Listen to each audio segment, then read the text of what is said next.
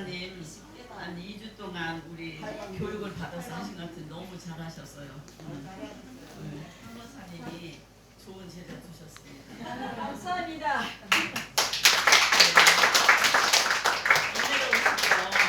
네, 우리 한 목사님 늘 저렇게 몸찬양을 하니까 이번에도 꼴떡 일어나셨다면서요. 네, 이제 목사님 나오셔서 신종과 축복이라는 제목을 가지고 하나님 말씀을 대언해 주실 때 많은 은혜 받으시기 바랍니다.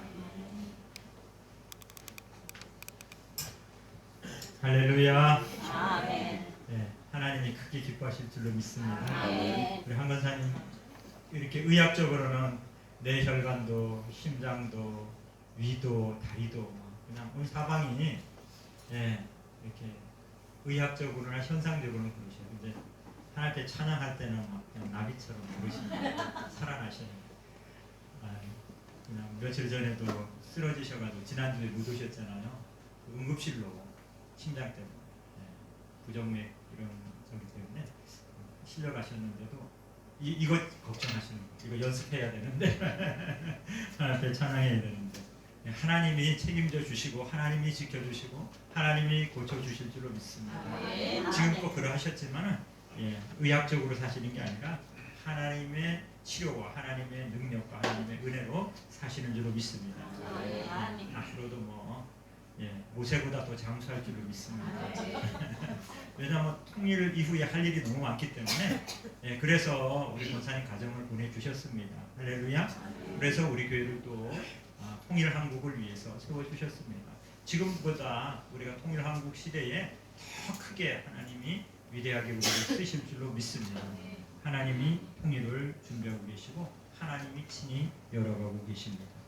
우리 또 왕재현 집사님 이렇게 정말 몸찬양 하자고 하니까 이분도 저분도 다 내빼는데 이렇게 그래도 순종해서 붙들려서 선택을 잘 받아가지고 그 2주지만 몇 번 하지도 못했거든요. 연습도 어제도 늦게까지 하시고 했는데 너무 참 이쁘게 너무 참 아름답게 잘 찬양해 주셨습니다. 하나님이 그 중심 받으시고 앞으로 더 좋은 우리 몸찬양 팀이 될 줄로 믿습니다. 다시 한번 우리 감사의 박수 서로 한번 인사하겠습니다. 예수님의 이름으로 사랑하고 축복합니다.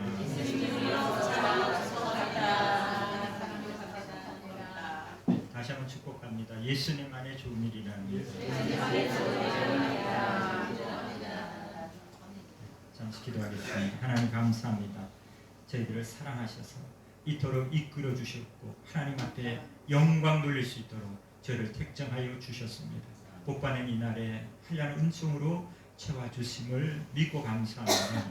오늘도 말씀을 통해서 하나님 영광이 나타나고 말씀을 통해서 우리에게 영적 양식이 되게 하시고 문제의 또 키가 되게 하여 주시고 또 모든 하나님의 은혜와 신령한 축복의 통로가 될 수 있도록 인도하여 주시옵고 깨달은 지혜와 은혜를 부어 주옵소서. 전하는 자나 또 말씀하는 자 함께 은혜가 넘쳐나게 하여 주옵소서. 성령께 종의 입술을 의탁하오니 모든 시동을 주의 성령께서 주관하시고 원수마귀를 반품 못하도록 지켜보아여 주옵소서. 성령님께 의지하고 예수님의 이름으로 기도합니다. 이 교육 철학에는요 헬라적인 교육 철학과 히브리적인 교육 철학 방식이 있다고 해요. 그래서 이 헬라적인 교육의 방식은 이성과 또 합리적인 사고로 이론을 가르치는 학문. 아마 많은 다수의 학문들이 이런 헬라 철학에 기반을 두고 있습니다. 그래서 이성과 합리를 가지고 암기시키고 또 이렇게 나름대로 과학적인 그런 방법 이런 것을 통해서 교육을 시킵니다. 근데 히브리적인 교육은 이거보다는 조금 더 좀 달라요. 이런 이성적이고 합리성 그걸 중점으로 하는 게 아니라 하나님의 말씀 또 순종 또 영적인 그런 영성을 통해서 교육을 시키는 겁니다. 그 가운데 제일 중요한 게 뭐냐면 순종입니다. 순종을 훈련시키는 거예요. 하나님의 말씀을 순종하게 하는 거예요. 또 부모에게 순종하게 하는 거예요. 또 모든 하나님의 세운 권위에 대한 순종을 하는 거예요. 그러니까 회사를 가면 사장한테 순종하고 군대를 가면 상관한테 순종하고, 학교를 가면 선생님에게, 스승에게 순종을 하고, 부모에게 순종을 하고. 어쩌면 우리가 우리 문화도 좀 그런 게 있죠, 그죠? 이렇게 좀 유교적인 바탕이 있지만 부모에게 군사부 일체 뭐 그러잖아요. 임금하고 스승하고 부모는 하나다 이거. 그죠? 어떤 왜 하나겠어요? 순종해야 되는 대상으로 하나라는 거죠.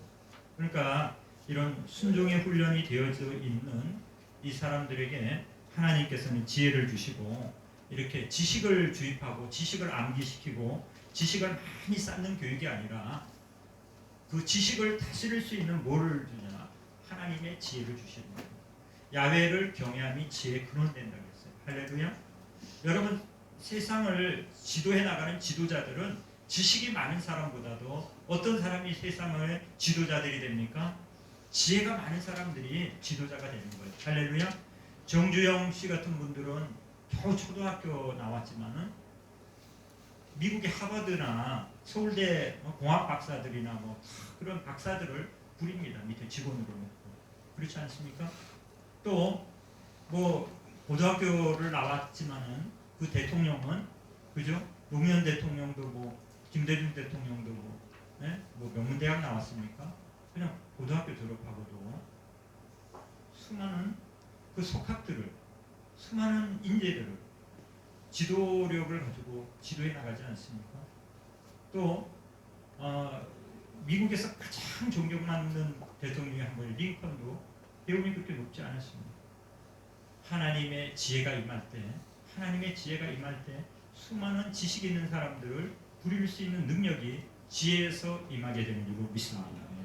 노벨상을 받은 사람들 전 세계에 가장 석학들이 인재 중에 인재가 노벨상 받은 사람이에요. 우리나라 노벨상 받은 사람 몇 명 있습니까? 우리나라에서 문학상, 예술상, 과학상 아무것도 전무합니다. 딱 하나 평화상 돈 주고 사왔다는 얘기도 뭐 많이 나오고 하지만은 그거 평화상 하나밖에 없습니다. 예, 어찌 보면은 지금 뭐 그렇게 해도 그 효과가 별로 없지 않습니까? 평화가 당장에 온 것처럼 금방이라도 평화통이 될 것처럼 그렇게 했지만은 어떻게 보면은 열매가 없잖아요. 열매가 그죠? 남북 정상 한번 만나고 평화상을 받았지만은 그 후에 핵은 더 완성이 돼 버렸고 점점 핵법은 훨씬 더 어려워졌습니다. 그런 평화상 하나 받았지만은 그건 어떤 실력으로 받는 게 아니잖아요. 진짜 실력으로 받은 그 상들은 전부 다 유대인들이 전 세계의 인구는 1% 미만이지만은 전 세계의 노벨상의 24%를 유대인이 4개 중에 1개는 유대인이 다 휩쓸어 버렸습니다. 그게 어디에서 나왔습니까? 그들의 IQ가 우리보다 높은지 아세요? 전 세계에서 IQ가 제일 높은 민족 중에 한 사람이 어딘지 아세요? 유대 민족보다 독일 게르만 민족보다도 지능지수가 제일 높은 민족은 우리 한민족입니다. IQ가 평균 IQ가. 그런데 IQ에서만 나온 것도 아니고 이런 어떤 합리성과 이성에서 나오는 게 아니라 세계를 다스리고 세계를 지배할 수 있고 세계를 이렇게 지도력으로 이끌어갈 수 있는 그 능력은 어디에서 오느냐? 하나님의 영성에서 오는 걸 믿으시기 바랍니다. 여러분 하나님의 영성을 앞으로 더더욱 4차 산업혁명 시대에 앞으로 더더욱 키워드는 뭐냐? 이제는 AI가 여러분 이세돌이 얼마 전에도 또 뭐 한돌이라는 AI하고 또 뒀잖아요 바둑을. 그 이제는 못 이겨요. 이제는 못 이깁니다. 그러면 앞으로 AI에 의해서 사람이 지배돼요. 지배되는 시대예요. 그 다른 것들은 그렇다고 쳐요. 그렇지만은 이 바둑이라는 것은 변수가 많은 거거든요. 변수가 많아요. 그렇기 때문에 그렇게 대부분의 컴퓨터는 입력된 거에 따라서 반응을 하기 때문에 이렇게 응용을 한다든지 창조적으로 창의적으로 이렇게 하는 능력이 옛날의 컴퓨터는 그렇게 스스로가 이렇게 진화하듯이 이렇게 발전시키지를 못했으면 응용을 잘 못해요 컴퓨터가. 계산이나 이런 거는 빠르지만 그런데 지금 AI는 응용을 한다니까요. 지능을 갖고 있다는 거예요. AI는요. 사람의 지능처럼 지능을 가지고 그걸 학습을 가지고 점점점 그거를 엄청나게 빠른 속도로 인류가 뭐 한 1000년 만에 개발했고 업그레이드하는 거를 AI는 단 몇 초면은 업그레이드를 해버려요. 그러니 사람의 지능으로는 그걸 못 넘었습니다. 그러면은 결국 어떻게 돼요? AI에 의해서 지배되는 시대가 올 수 있다는 거예요. 그래서 테슬라의 그 대표가 얘기한 건 뭐냐면 사람이 AI가 돼야 된다는 거예요. 그래서 사람의 뇌에다가 그 인공지능 칩을 집어넣어야 된다는 거예요. 그냥 주사기 하나로 여기다 뇌에다가 밀어넣으면요, 이게 사람의 뇌랑 연동이 돼가지고 사람이 AI가 돼요. 그래가지고 뉴럴 링크라고 거기에 컴퓨터 AI하고 이렇게 딱 연결을 시켜버리면요, 사람의 뇌에다가 모든 정보와 지식 같은 걸 다 갖다 집어넣을 수 있어요. 다운로드, 업로드를 할 수 있는 그런 사람 자체를 로봇화 시키는, 그렇게 해가지고 사람이 AI가 되지 않고서는 AI를 능가할 수 없기 때문에 사람이 AI가 돼야 된다. 그러면은 이게 사람입니까? 로봇입니까? 사이보그입니까? 그렇게 해가지고 AI를 능가하고 AI를 다스리고 그렇게 살고 싶습니까? 그게 정답이 아니에요. 정답은 뭡니까? 사람이 이 AI도요 악동이 되거든요. AI가 AI한테 질문을 합니다. 히틀러가 어떤 사람이냐고 하니까 이 히틀러는 아주 좋은 사람이라는 식으로, 그리고 유대인들을 그렇게 학살한 것을 정당화하는 그런 답변을 합니다. 그래서 왜 저런 답변을 하는가 하고 연구를 해봤더니요, 이 AI가 그 학습하는 건 뭐냐면 딥러닝이라고, 이 수많은 데이터들을요, 우리가 댓글을 달잖아요. SNS 뭐 이런 것들이 전부 다 가상 공간으로, 여러분 아마 젊은 분들은 그걸 알 거예요. 이 클라우드라고 이 여기에 우리가 저장을 안 하고 여기 돼 있는 것들이 백업이 돼요. 클라우드 가상 그 저기 저장 공간에 이것을 AI는 전부 다 전 세계에 있는 그 정보들을 다 취합해서 분석을 하기 때문에 잘못된 정보에 거기에 대한 답글들이니까 정보가 많이 들어가 버리면 AI는 그 정보를 가지고 판단을 하기 때문에 그 답변을 다는 사람들이 누구였냐면은 백인 그 보수의 아주 인종 차별주의자들, 이런 사람들에 의해서 많은 정보들이 올라가 있기 때문에 AI는 그렇게 답변을 합니다. 뿐만 아니라 AI에게 질문을 합니다. 야, 너희들이 발전의 속도가 커서 인간을 능가할 터인데 인간을 능가할 때 사람을 보호하고 사람을 잘 좀 봐줘, 이렇게 답변을 했더니 그럼요, 우리가 잘 봐줄 겁니다. 어떻게 봐줄 건데 그랬더니 거대한 케이지를 만들어가지고 그 안에다가 잘 보호하겠다는 거예요. 그 뭔 얘기예요? 동물원을 만들어가지고 그 동물원 안에다가 안전하게 가둬놓겠다는 거예요. 사람을. AI가 그렇게 답변합니다. 이런 시대에 우리가 살고 있습니다. 어떻게 해야 됩니까? 우리 인간성들 자체가 황폐해지기 때문에 사람이 AI의 모든 감성과 이런 것들을 사람에 의해서 나쁜 AI를 만들기도 하고 좋은 AI를 만들기도 하는데, 요즘 아이들의 언어라든지, 요즘 아이들은 이 핸드폰을 태어나면서부터 죽을 때까지 군대까지 그 얘를 모시고 가잖아요. 얘 떨어지면은 절대 얘네들은 살아갈 수 없는 거예요. 눈만 떴다 그러면 얘부터 아주 붙이고 살기 때문에 여기에서 아이들의 언어라든지 영성들과 이런 것들이 차세대들이 무너지면 어떻게 돼요? 얘네들이 하나님을 알지 못하고 영성과 이런 것들이 없으면은 결국 댓글에 끊임없는 욕이 올라가고 부정적인 사고가 올라가고 잘못된 정보들이 AI에게 계속 학습이 되면은 AI가 괴물이 되버리고 마는 거예요.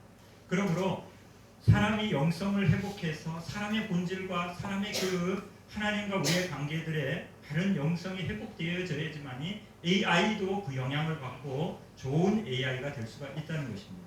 그러므로 여러분, 우리는 하나님만이 생명의 근원이 되시고 그 하나님을 우리가 바른 관계를 형성할 때에 사물의 모든 질서들은 하나님의 통치 가운데 회복이 되는 역사가 나타나는 것입니다. 그러므로 우리가 먼저 하나님의 말씀과 하나님의 그 창조의 질서에 우리가 먼저 순종하고 바르게 반응할 때에 AI와 과학의 이기들은 우리에게 순종하는 그런 역사들이 나타날 것입니다. 인간성의 회복이 이루어져야 된다는 거예요. 영성을 통해서 인간성의 회복만이 그 과학 문명이 엄청나게 발달하더라도 거기에 의해서 파괴적으로 가지 않고 생산적이고 생명을 주고 사랑을 전할 수 있는 그런 AI를 계속 이렇게 발전시켜 나갈 수가 있다는 겁니다. 16세기의 프로테스탄트 종교개혁자 깔뱅은 그리스도인의 가장 올바른 자세는 첫째도 하나님의 말씀에 순종하는 것이요, 둘째도 순종이요 셋째도 순종이라 그랬습니다. 여러분, 순종이 결국 우리 삶의 운명을 결정하게 되고 우리의 삶을 복되게 하고 이 땅에서 승리하게 만든다는 거예요. 여러분, 우리가 순종할 때 자녀들도 순종합니다. 우리가 하나님 말씀에 순종할 때 자녀들도 순종을 해요. 우리가 우리 부모님에게 순종할 때 우리의 자녀들도 우리에게 순종하고 그렇게 가는 것입니다. 우리가 위의 권세에 순종할 때에 우리 밑에 있는 권세들이 우리에게 순종하게 되는 거예요. 여러분, 부모에게 순종 안 하는데 늘 그걸 봐왔던 자녀가 그 부모에게 순종하겠습니까? 자신은 뭐 부모에게 막 함부로 하고 막 불효하고 막 그렇게 반인륜적으로 해놓고 자식에게 좋은 것을 기대할 수가 있겠습니까? 안 그렇다는 거예요. 우리가 하나님 말씀에 잘 순종하고 하나님의 뜻 안에 순복하고 나가게 되면 모든 권위가 하나님부터 온 거기 때문에 그 모든 질서들이 회복이 된다는 거예요. 자녀들도 효도하게 되는 것이요, 또 직원들도 잘 충성하게 되는 것이요, 나라도 바른 권위 안에서 세워지는 것이요, 모든 질서가 회복된다는 거예요. 모든 권위와 질서는 어디로부터 옵니까? 모든 생명은 어디로부터 옵니까? 하나님의 말씀으로부터 오는 것을 믿으시기 바랍니다. 여러분, 우리는 하나님 말씀에 순종해야 될 줄로 믿습니다. 사무엘상 15장 21절에 사무엘 선지자가 사울 왕에게 말합니다. 순종이 제사보다 낫고 듣는 것이 수양의 기름보다 나옵니다. 여러분, 순종하면 됩니다. 할렐루야. 자꾸 뭐 이유가 많고 토가 많고 뭐 불순종하는 이유를 자꾸 달고 자기 생각이 많고 자기 생각을 앞세우고 이렇게 하면은 참된 순종이 되지 않습니다. 위의 뜻이 정확하면은 토를 달 게 없어요. 그냥 아멘 순종하겠습니다. 그거 하면 손해될 텐데요. 그거 하면은 내가 불편해질 텐데요. 그거 하면 내가 욕을 먹을 텐데요. 그거 하면은 나한테 피해가 올 텐데요. 이렇게 얘기하는 게 아니라 정녕 그렇게 하기를 원하십니까? 그렇게 하라. 아멘 하는 겁니다. 할렐루야. 하면 어떻게 돼요? 손해가 나요? 또 때로는 죽을 수도 있어요. 때로는 정말 사람들한테 막 비판, 조롱을 받을 수 있습니다. 어려움이 있을 수 있어요. 그럼에도 불구하고 하나님이 책임을 져줄 줄로 믿습니다. 가정에는 조금 수고스럽고 어려운 게 있을 수 있어요. 그러나 그게 결론은 아니에요. 결과는 아닙니다. 결과는 어떻게 나요? 하나님의 말씀에 순종하고 나가면은 죽어도 살겠고, 할렐루야. 살아서 하나님 믿으면 영원히 사는 겁니다. 할렐루야. 죽어도 살리는 거예요. 순종했더니 죽음의 길로 갔어요. 죽어도 하나님이 책임져 주신다는 거예요. 여러분, 권위자가 사람을 부리려고 그러면 누구든지 그래요. 지도자라는 것이 부하나 밑에 사람을 부릴 때에 순종을 했는데 그 사람이 다 독박을 쓴다? 그러면 누가 순종하겠어요? 여러분, 깡패도 자기 두목을 위해서 대신 감옥을 갑니다. 야, 너가 수고스럽지만 좀 나는 조직을 이끌어야 되니까 네가 억울하지만 좀 대신 좀 갔다 와라. 내가 너 가족과 자식들은 내가 다 책임져 줄게. 책임져 주잖아요. 또 갔다 오면은 또 보상을 해주잖아요. 그러니까 그게 세상적으로는 잘못된 의리지만, 잘못된 것이지만, 잘못된 조직들도 조직을 관리하기 위해서 지도력 있는 사람은 그런 식으로 유지를 하잖아요. 정치인들도 마찬가지잖아요. 뭐 전두환이 요즘 욕을 많이 먹기는 해도 그래도 그 주변에서 그렇게 욕을 먹는데도 끝까지 붙어있는 사람들이 왜 그렇습니까? 그만하게 그 사람들한테 공을 들였기 때문에 그래서 있는 거예요. 그만큼 많은 것들을 베풀어 줬기 때문에 그래도 나쁘다고 하는 사람들도 조직을 끝까지 충성하는 사람들을 따르게 하려면은 그만한 신뢰와 그만한 공을 이루었기 때문에 그 조직이 유지가 되는 겁니다. 하나님은 어떠하시겠습니까?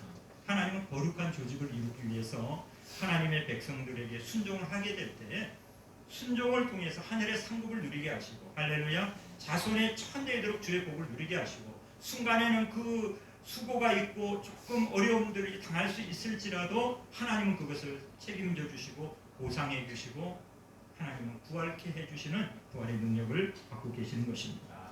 오늘 하나님은 인류의, 우리 하나님을 사랑하는 주의 백성들의 죄악 가운데 죽을 수밖에 없는 그 구원의 길을 여시기 위해서 하나님은 한 사람을 택하셨습니다. 그 누구십니까? 이 마리아를 통해서 예수님을 이 땅에 보내실 계획을 세운 거예요. 왜요? 우리가 유전을 통해서, 육신을 통해서, 아버지를 통해서 이 땅에 오는 사람들은 누구 한 사람도 빠짐없이 전부 다 원죄를 타고나기 때문에, 왜냐하면 아담으로부터 비롯되는 이 원죄를 타고나기 때문에 자기 죄로 인해서 죽을 수밖에 없는 존재가 된 거예요. 여러분, 만약에 어느 지역에 예를 들면 어떤 질병이 돼지라든지 뭐 조류독감이라든지 돼지들도 뭐 구제역이나 이런 것이 돌면 어떻게 합니까? 방법이 싹 씨를 말려요. 싹 다 멀쩡한 놈도 다 죽입니다. 병에 걸렸든지 안 걸렸고 주변에 있으면 싹 다 죽여야 돼요. 왜요? 두면은 다 감염이 돼서 온 나라에 씨가 없어지거든요. 완전히. 온 나라에 그냥 두면 옆에 나라까지 전부 다 씨가 말라요. 그러면 어쩔 수 없이 다 죽여야 돼요. 그리고 다른 나라에서 차라리 안전한 정도를 다시 갖고 오더라도 거기에 이미 감염되고 감염의 위험에 빠진 거는 싹 다 제거해야 돼요. 그리고 새로 감염되지 않는 새 것으로 새롭게 다시 퍼뜨려야 됩니다. 인류는 어떤 상태에 빠졌어요? 죄로 죽을 수밖에 없는 상태에 빠졌습니다. 그러면 우리가 살 수 있는 방법은 뭐예요? 이 사람의 혈통, 남자의 씨를 통해서 오면은 이 원죄 때문에 모두가 다 멸망길로 갈 수밖에 없는 그런 상태에 있었기 때문에 남자를 통하지 않고 성령으로 잉태하는 그런 동정녀 탄생이 필요한 겁니다. 그래야지만이 그를 통해서 우리의 죄를 사함받을 수 있고 죄사함을 받고 구원의 은혜를 누릴 수가 있는 겁니다. 사람이 죄를 보면서 아담과 하와로부터 계속되어 내려오는 그 죄의 원죄와 스스로 짓는 그런 죄성들 때문에 사람은 스스로가 구원받을 수 없는 이 불순종의 이 죄를 지었기 때문에 멸망길로 갈 수밖에 없게 되었습니다. 그래서 택정한 사람이 누구예요? 마리아를 통해서 예수 그리스도를 이 땅에 보내시려고 하나님 계획하신 겁니다. 그런데 천사가 나타나가지고 가브리엘 천사가 마리아에게 나타나서 보라, 내가 수태하여 아들을 낳으리니 그 이름을 예수라 하라고 했습니다. 이거를 수태고지라고 합니다. 너가 이제 너가 남자를 만나지를 않았지만 너가 잉태를 할 것이고 그를 통해 예수가 나오고 그를 통해서 인류를 구원하실 것이다라고 가브리엘 천사가 나타나셔서 그것을 미리 알려주셨습니다. 그게 수태고지라는 거예요. 너가 수태할 것을 미리 알려준 것입니다. 천사가 꿈에 나타나서 다윗의 자손 요셉아, 내 아내 마리아 데려오기를 무서워하지 말라. 그에게 잉태된 자는 성령으로 되는 것이라. 아들을 낳으리니 이름을 예수라 하라. 이는 그가 자기 백성을 그들의 죄에서 구원할 자이십니다. 마리아에게만 나타난 게 아니라 마리아와 정혼한, 결혼을 약속한, 혼인을 약속한 이 요셉에게도 나타나셔서 똑같이 말씀해 주셨습니다. 마리아와 요셉의 가정을 통해서 하나님의 구원의 역사, 인류의 가장 큰 역사가 나타나는데 바로 순종하는 믿음을 통해서 하나님의 기적과 축복이 이루어지게 된 것입니다. 아멘. 마리아의 순종, 마리아가 그것을 받아들이는 것이 사실은 상당히 어렵고 때로는 목숨을 걸어야 되는 그런 아주 위험한 상황입니다. 지금도 여러분 결혼 안 하고 여자가 잉태를 하면 어떻게 돼요? 사람들에게 지탄을 받아요. 부끄러워요. 어떤 집은